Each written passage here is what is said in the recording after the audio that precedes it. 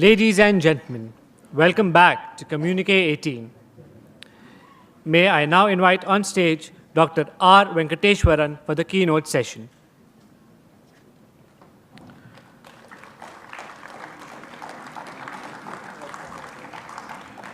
Dr. Venkateswaran is the Senior Vice President of IoT Solutions at Persistent Systems, responsible for the strategy and development of industry-specific transformation solutions leveraging IoT technologies.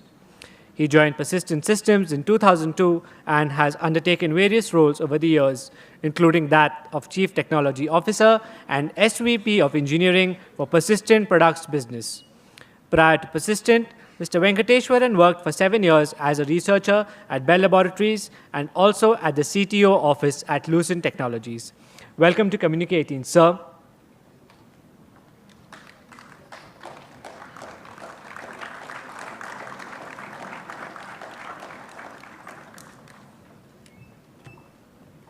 May I request, sir, to kindly deliver the keynote? Thank you. Good morning, everyone. Hope I'm audible. It's really a pleasure to be here. SITM is not new to me. It's like part of second home. Been coming here very often, and also to the event Communiqué. I've seen it grow year by year, and it's amazing to see the kind of energy you guys have. It's really sustainable, and hearty congratulations to all the organizers and the faculty members who have been supporting this year on year. So what I'll talk about today is about how to create business value with IoT. This is a precursor to a panel discussion where just following this session where we will have esteemed panelists debate about does IoT, where are we on the IoT roadmap, and how do we move from now deployment or rollout of IoT to creating business value from IoT. Yeah.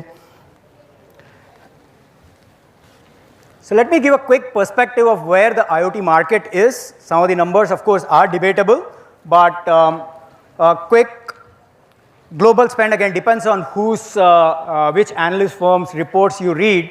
The numbers are still staggering. This is a report from Zinnov which talked about the IoT spend in 2017 globally was somewhere around $140 billion US, and is projected in the next 4 to 5 years to grow to 320 billion US. Okay? Again, this is one number. If you look at somebody else's, they may have a slightly different number, but notwithstanding the exact numbers, what it still says is that the business or the potential of IoT is still significant.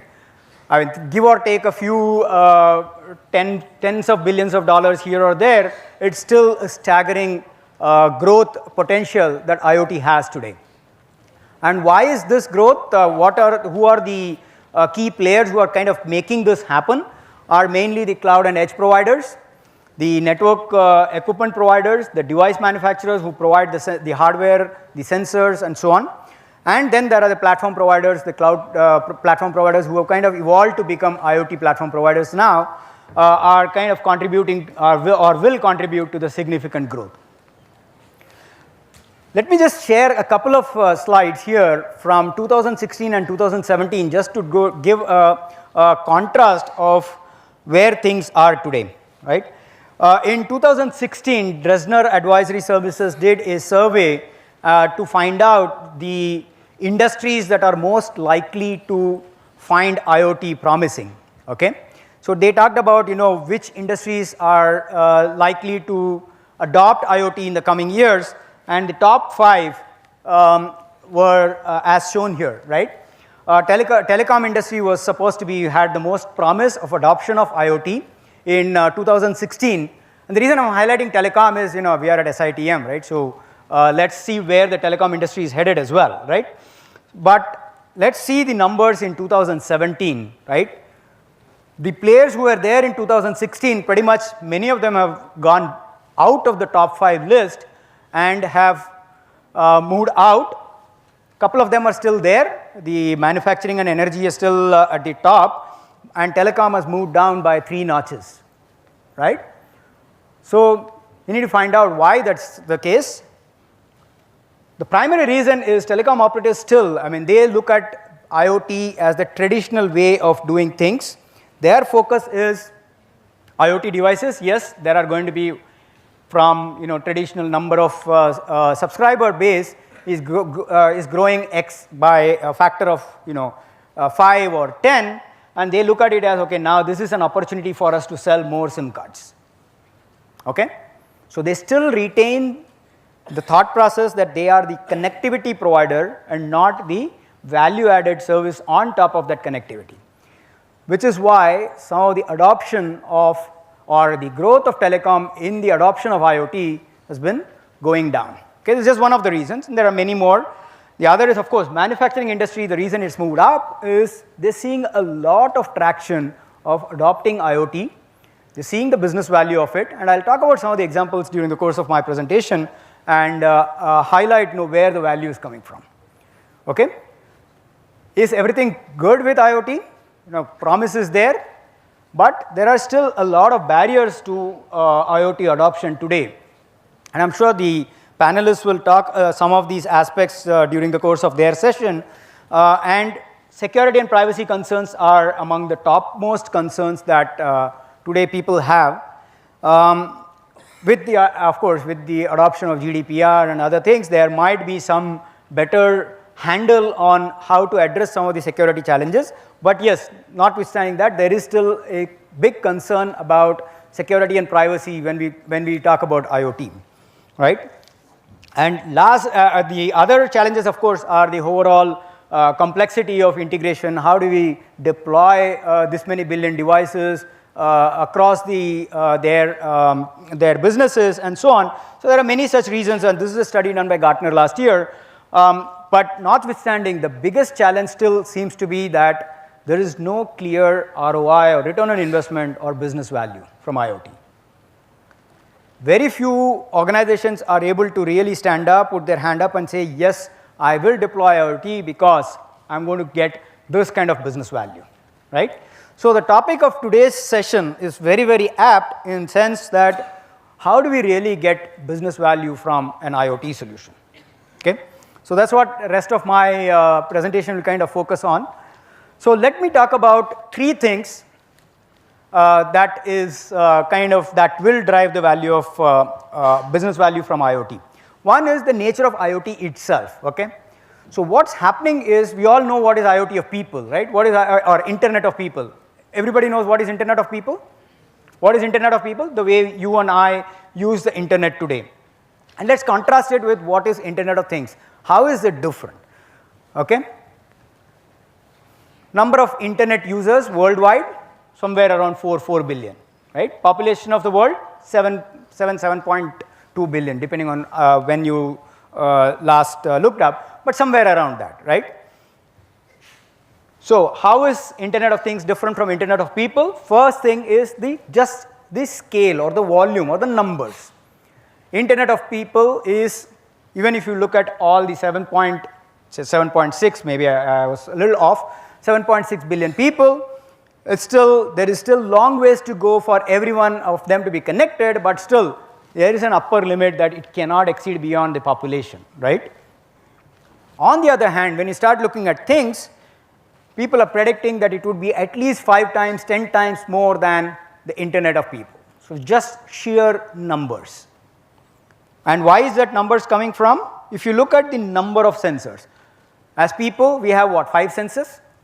Some of you may have 6th sense, not all of us. 5, right? There are 5 primary senses all of us have, and we perceive the world with those 5 senses, right? Not all 5 senses are connected. Our eyes are maybe connected, maybe our ears are connected, nose is still yet to be connected, correct? Touch to some extent. But if you look at it, there is a limit of 5 senses. A human is not going to evolve beyond that.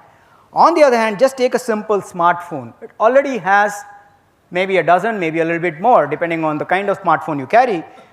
You have the accelerometers, you have the network sensors, you have the GPS, you have so many things that are already part. And we are looking at a simple smartphone that is available with each one of us today. right? So that itself kind of tells you that the Internet of Things is way, way different from the Internet of People. Can they all be connected? Yes, potentially so. If you look at the traditional way of naming internet points through an IP address, there's more, the number of IP addresses that can really be given is far exceeds the number of atoms on the earth, so it's still, all those are doable. So they can potentially be connected. What's the other thing, right? When we use the internet, we don't use it constantly. Yes, there are some of us who kind of are constantly on the internet, but by and large, we do get time to, we have classes to attend, lectures to attend, we have, 8 hours of sleep. We have to go through that. We have, as humans, we probably, use a very small fraction of the day using the internet. On the other hand, if you look at Internet of Things, these things are continuously on the net, continuously reporting whatever they see, their ambient things that they are observing, or they're supposed to collect about, or so continuously on the net, right? Another big difference. They never get tired, right? And last but not the least, they can be reprogrammed. When we say reprogrammed, you can pretty much take the device, you can push in over the air, you can change the complete functionality of what that end thing is supposed to do. Okay? So all this, by nature of it being a thing rather than a person, makes IoT, you can really bring out a lot of business value out of it. So that's one main reason why I still believe that there is a lot of potential to get business value out of IoT. Okay? So this is an easy way to interpret what IoT can do. You have a very simple layered approach. You have things, they connect, they collect, and then you learn from that what they collect, and then you do some actions. Okay? Very simple architecture. So let's move on. Well, the second part of it is, the second reason why I believe is the whole power of data economy. All the data that we are talking about, we talked about, okay, there are 50 billion devices, they are constantly on the net, they are pushing some data. Is it relevant, not relevant, we don't know, but that data, are we really making sense out of that data? And there is significant power of that data. You look at any industry today, any industry, okay? Somewhere or the other, data is kind of playing a key role in disrupting that industry. Let's take a simple example. Hospitality. Airbnb, everybody knows Airbnb, right? What does Airbnb do? What do? Do they have hotels? No. They have a platform, and then they have data. Data about people who have rooms to spare, people who want rooms to rent. And of course, personal preferences, right? Some want to stay close to the beach, some want to stay away from the beach, some want to stay, whatever, right? All kinds of personal preferences. And that's what that platform does. So they have data, and then they have a platform, and that's where their billion-dollar business of Airbnb comes from. And they are giving the hotel industry a run for the money. Another example, the area of automobiles or retail, Amazon. What does Amazon have that, say, a now extinct Borders did not have? One was, of course, a physical store versus a virtual store, but more important is they had so much data about our buying patterns. What we like, what we don't like, what we search for, what we don't search for, what people like us search for. So all the recommendation engine, everything that Amazon provides today is one of the reasons for their success. Okay? Automobiles, again, Uber, no platform, no vehicles, but they are giving the taxi cab industry a run for the money. Not just the taxi cab industry. Uber has kind of put several businesses at risk, starting from the automobile industry, the car manufacturers, the car rentals, parking, toll, you name it. Uber is pretty much trying to disrupt, and they are now getting into the the home food delivery business as well, right? So they are trying to kind of disrupt all the known businesses, and all they have again is a small software platform and the data about people. Okay? So this is a very nice quote that I read in a recent blog, which said, data can pretty much be a great creator and destroyer of business value. So Bipin talked about Mahabharata, so I don't think I can quote about Mahabharata or anything, but yeah, Mahabharata also talks about some of these aspects, right? The Bhagavad Gita talks about, how certain things can be destroyed and certain things can be created. So now we are using that in the context of data. Okay? If I had heard him before, maybe I would have put a little bit of a quote from Mahabharata as well. All right. So how is this happening? It's happening by, basically data driving all the software today by creating immediate and intelligent, actionable insights. Very large mouthful, but what that means basically is from that data, you can create actions. It's not about just the data, right? You look at Google Maps today. What does Google Maps do? Google Maps tells you, it doesn't just tell you that, there is traffic or, whatever. It gives you notification. If it is integrated with your calendar, it's integrated with where you want to go, and it gives you, it looks at the ambient conditions, it looks at the weather, it looks at the traffic, and then tells you that, you have to go from A to B, it's time to leave now. The time to leave now is an action, and that's what drives business, right? Do we have all these features available on day one? No. When we download a mobile app, we get features one after the other. Did Google Map evolve? Did Google Map provide all the features on day one? No. They roll out an application, collect the data, continuously enhance and improve. And that's what we mean by continuous incremental updates coming in, right? And all this integration happens through very well-defined APIs or application programming interfaces and help to create new business streams. And I'll talk about some of the things as to how this business stream can come in. And again, I'm taking a hypothetical case here, though I have put Dish TV and Sony as logos, I'm just giving that to just relate to, right? Think about it. DTH, Dish TV, okay? Again, hypothetical, not necessarily Dish TV is doing this. They have the ability to, they have the last mile connectivity, right? They have access to your set-top box. Can they find out about how you're using that set-top box? Potentially, yes. They know the channels you're watching. They can figure out, okay, how often you flip channels, how often you watch, what kind of channels you watch. They can potentially get that data, right? What can they do with the data? How can they create a revenue stream from that data? There is a content provider, Sony, that a Dish TV has to partner with. Otherwise, where would Dish get their content, right? So they partner with the Sonys of the world, they partner with all the other content providers, and based on that, a Sony is interested in knowing what people are watching, correct? Otherwise, how would they decide what content to stream at what time of the day? So now you have a Dish TV that has access to that data, and you have a buyer, Sony, who is interested in buying that data. So can this be a great revenue stream for Dish? Absolutely. And again, when I use Dish, I'm just using an example, and I'm sure in every industry you can find such analogies of who is the owner of the data or who has the access to the data and who is a buyer of the data. Okay? So not just data, they can then buy analytic services, because it's not just about getting the data of one user, you have to get data across multiple users, and you start creating value around it. And that's how a new revenue stream could be created. And you can just take Dish TV and replace it with an Airtel. You can replace Airtel with any other industry. You can take a healthcare. You can take any vertical. You will pretty much be able to create a data value flow around this, right? Now, Sony, they have access to this data. Who is the buyer of this data from Sony?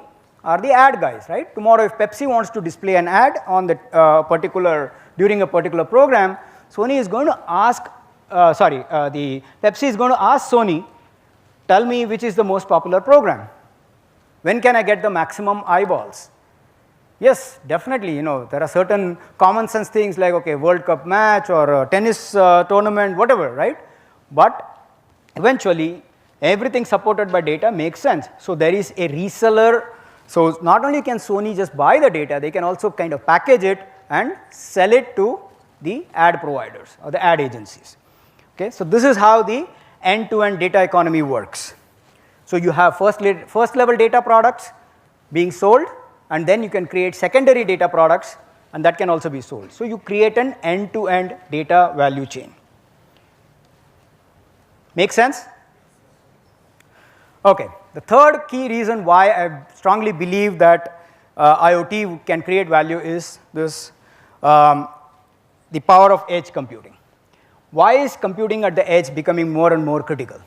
So far, if you look at the typical IoT architecture, the data is sent to a cloud and all the processing happens on the cloud. Does it make sense? Yes, when it started out, it started making sense, but now if you're looking at some of the decision making that needs to, the insights or actionable insights that I was talking about needs to happen, it needs to happen fairly quickly. Let's take a simple example we're talking about. The market itself is growing, of course. I'll just take a simple example of a wind turbine. Again, a hypothetical example.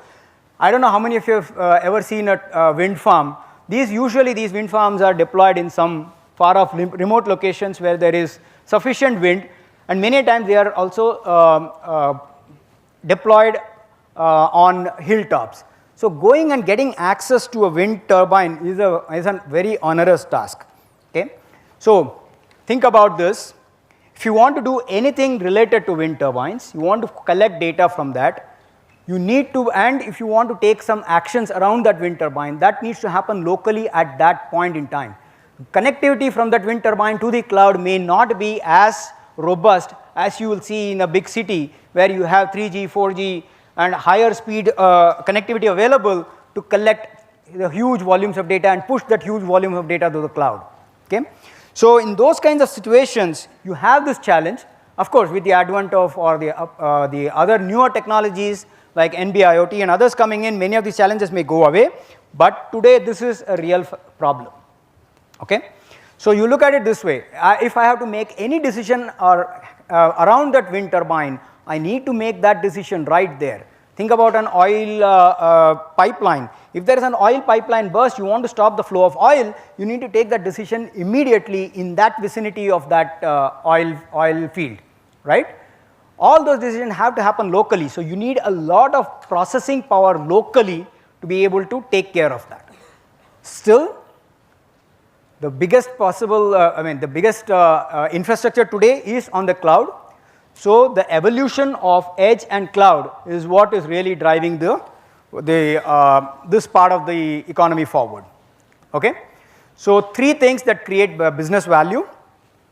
One, the nature of IoT itself, the sheer numbers can create business value, the way IoT operates.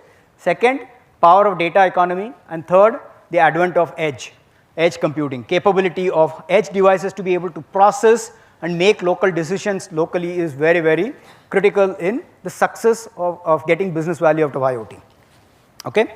I'll just take last one quick example before I wind up. Airbus. I don't know how many of you have traveled to cold cities. Usually in winter, there is icing on the wings. And the only way to detect whether there is icing on the wing, and that is a potential danger to the lives of passengers, and an aircraft cannot take off if there is icing on the wing because the wings cannot bend, right? So the flaps cannot bend, sorry. So usually one of the checks that is done is done by the personnel at the airport, the ground staff, which look at whether there is icing on the wing. And then the aircraft stays stationary for a while, so the icing gets, even if there is a visual inspection done, in the time that the visual inspection is done and from the time the aircraft has to take off, a thin layer of ice gets formed because of cold weather, right? So Airbus has come up with this solution for an IoT-based solution for monitoring the icing on the wing, and are able to transmit this data and figure out, okay, not only is that whether there is icing, also to take care of or provide based on the weather and other conditions, the probability of the ice getting formed. And this solution has an ROI of 30 minutes. What we mean by that is the cost of deploying that solution to the cost of the money that can be saved by deploying a solution is 30 minutes. Very powerful business value, right? If you were the decision maker at Airbus to decide whether to roll out this solution or not, and if somebody came and told you the ROI is 30 minutes, what would be your decision? No brainer, right? And that's what is the power of getting business value out of IoT. And with that, I'll just pause here.